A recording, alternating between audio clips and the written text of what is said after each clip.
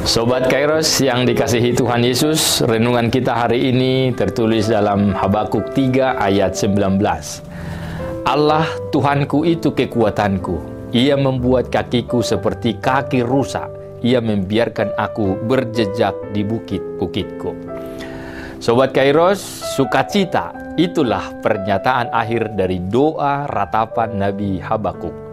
Sang Nabi hidup dalam masyarakat yang mengabaikan keadilan sosial dan dilumpuhkan oleh ketakutan atas serbuan orang-orang Kasdim. Ia meminta Tuhan untuk campur tangan dan menghapuskan penderitaan. Dan Allah menjawab bahwa Dia akan bertindak adil, tetapi sesuai dengan waktunya, waktu Tuhan.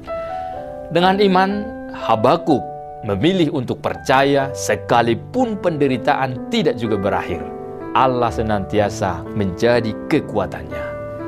Sobat Kairos, sesungguhnya Habakuk punya alasan untuk menjadi lemah dan putus asa karena keadaan yang memprihatinkan.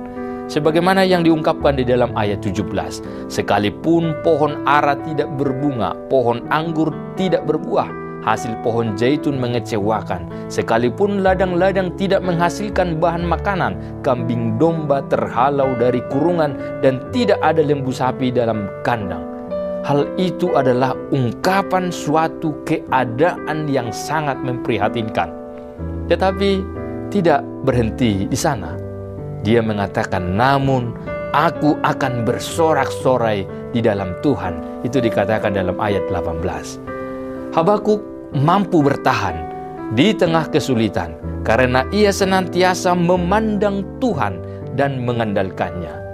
Tuhanlah sumber kekuatan di dalam hidupnya.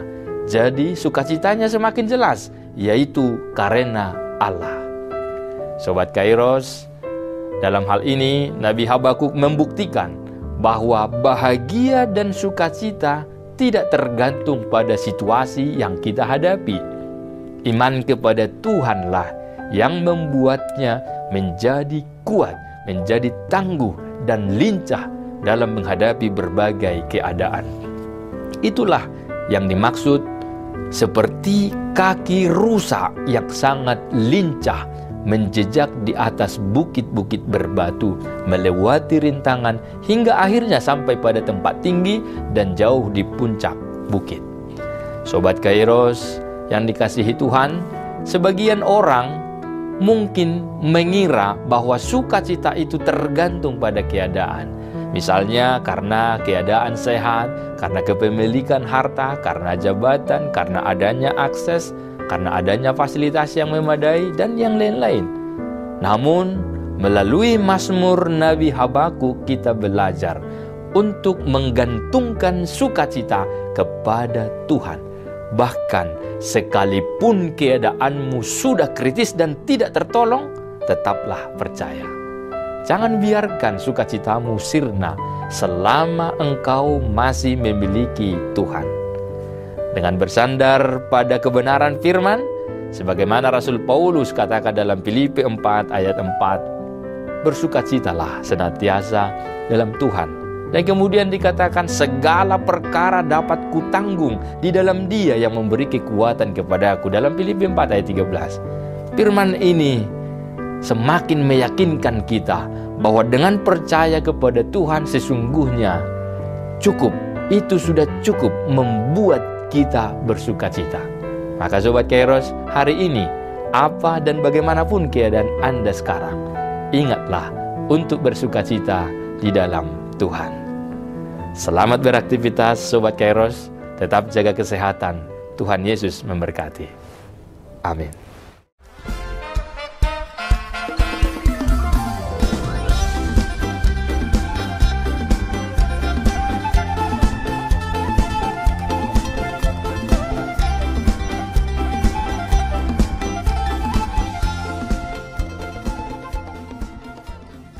Tahun ini merupakan tahun yang bernuansa kesatuan hati bagi seluruh gereja HKBP.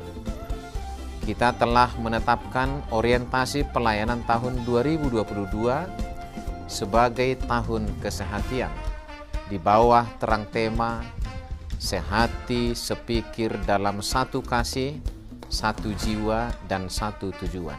Dari Filipi 2 ayat 2. Dan subtema mewujudkan kesehatian dan kesetiakawanan bagi gereja, masyarakat, dan bangsa. Panitia Tahun Kesehatian HKBP Distrik 8 DKI Jakarta telah ditetapkan menjadi organ pelayanan dalam mewujudkan persekutuan, kesaksian, dan pelayanan yang semuanya diikat dalam satu kasih, satu jiwa, dan satu tujuan. Kesatuan hati dalam persekutuan, kesatuan hati dalam kesaksian, kesatuan hati dalam pelayanan bukan hanya membina soliditas internal semata, namun juga menyangkut relasi, hubungan yang baik dengan dunia luar kita.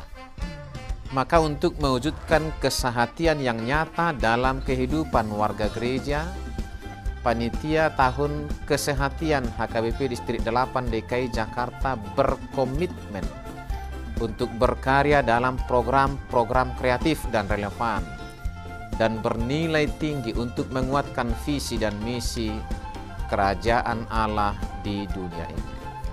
Kami mengajak seluruh elemen gereja, baik pelayan penuh waktu, pelayan takbisan dan non-takbisan, serta seluruh jemaat dan para pemerhati lintas denominasi, mari bersama-sama mendukung dan mensukseskan seluruh program-program pelayanan yang telah ditetapkan, baik dalam doa, daya, dan dana.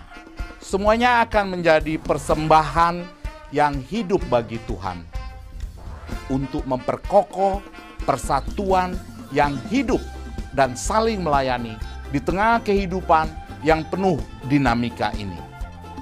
Marilah saling mendoakan, saling menopang, serta bertolong-tolonganlah menanggung bebanmu. Demikianlah kamu memenuhi hukum Kristus. Horas, horas, horas!